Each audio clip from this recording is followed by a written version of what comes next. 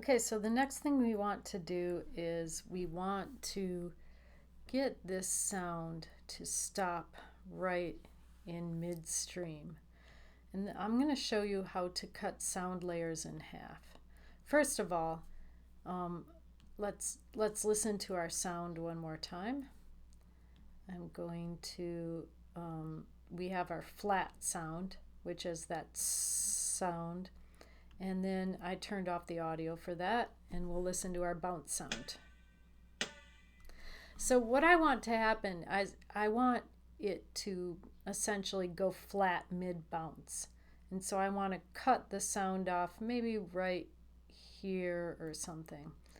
So all you need to do that is I'm zooming in. I'm going to go to like here, maybe here, I don't know, here. Okay, what I'm going to do is control click. This is locked down. I'm going to control click right at that spot and hit split audio. All right, it's hard to see right now, but if I pull away, you can see that now we have the ability to cut this entire part here. So if I make this smaller, I can hold down my shift key with this selected, go to the end and delete. Control click, remove frames. Now that's all we have. It just stops mid sound. So let's listen to it again. All right, that's a good cut off of a sound. So right at that moment, we are going to want this sound to start. This is going to be a little trickier. But this is the kind of stuff that you're going to want to be able to do with your sound once you import it. So we've learned how to split the audio. Now we're going to turn that layer off so we can work on our flat layer, and I'm going to lock it so I don't accidentally move it. One thing with the flat sound, let's listen to it again, is it just keeps on going on and on for a long time. And I want it to be loud at first and then get quiet very quickly. So I am going to edit this sound. First thing I'm going to do is select it in its layer, like so. And that brings up the sound. Property, sound. It's set on stream. It needs to be set on stream to split the layers and to do any kind of editing with it. So I'm going to click on this edit sound envelope. Here's the beginning of the sound.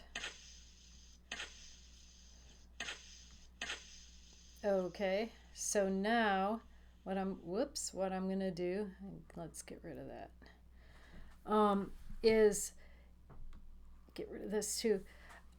So these are kind of like keyframes, but they're actually setting the loudness and quietness of a sound. So here we want to keep this part loud, so I'm going to put a keyframe up here. And because it's a stereo, that's why you see two layers. Now this is a half a second. Here's 1 second. I can create another keyframe just by putting my, using the selection tool, putting my selection tool down. If you accidentally add too many of these things, you're like, oh no, what do I do now? Just grab one of them and pull it up, and then it disappears. Grab it, pull it up. Grab it, pull it up. Okay, so now here I am, and I can pull this down so that the sound goes away, and I can do the same on the bottom one. You can actually, have the sound go back and forth. If you're actually using earphones and you want it to go from like one ear to the next, provided that that's how you are able to, burn the video, then you can do that too. But for us, let's just keep them the same. So we're going to click OK. And now let's listen to it. See how it sort of peters out? Let's see. Press return. Nothing there. Nothing there. Okay, so it sort of peters out right about here. So what I'm going to do is control click and split audio and shift, holding the shift key down, select to the end. Well, there we go. Control click, remove frames, and there we go. We slowed the whole thing down. Now what I want to do is I want to drag everything forward. So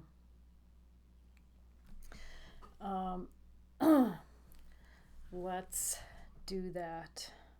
I'm going to, do you see how when I hold my cursor over this frame, I get that box? If I shift select, I can just move it forward to here. It's not quite exactly the right spot. I want it to go a little bit further so that the sound starts when this sound ends. So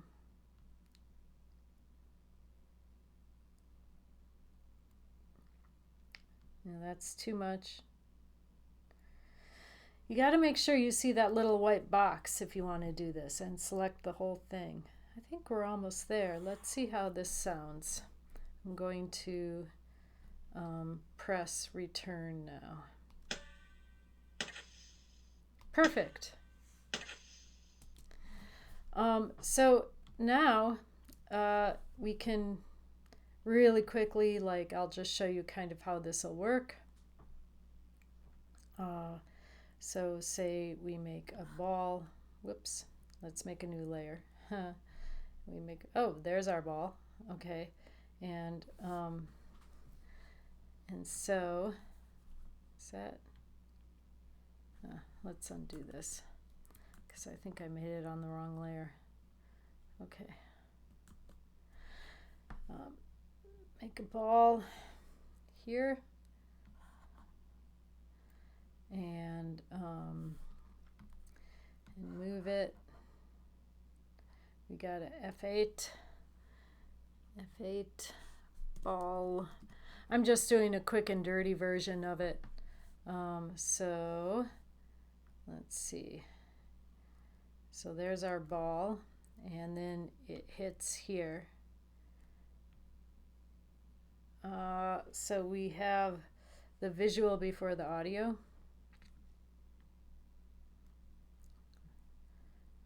Make a F6.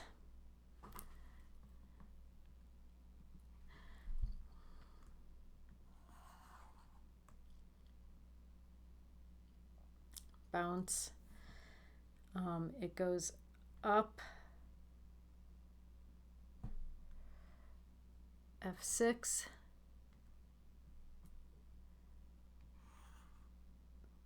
Up, down. F6. This is really quick and dirty. And then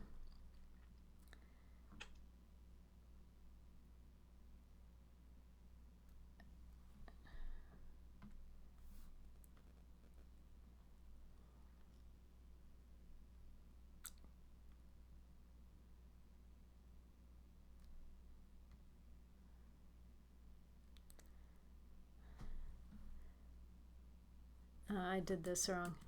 I didn't make a new keyframe. That's what I did wrong. So if I go here and I make a new keyframe, F6. Whoops. Make sure you have the right layer selected. F6. Okay, so Also, I didn't put my anchor point at the bottom, which is going to mess things up, but that's okay. We're just doing a quick and dirty so you can see how this sort of works. So now all I need to do is add motion tweens between them. Again, like I said, this is going to be quick and dirty, not a pretty one like we've been doing. Classic tween, classic tween. I'm control clicking each time. Classic tween, classic tween. All right, so let's see what this looks like.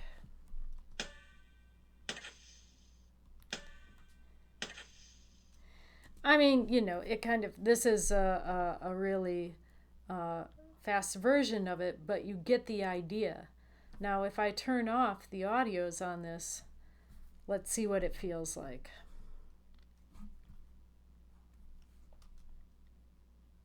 It really doesn't have as much presence. The audio can make a huge, huge difference. So now that you know how to get audio or edit audio, I'm going to show you how to find it in the next video.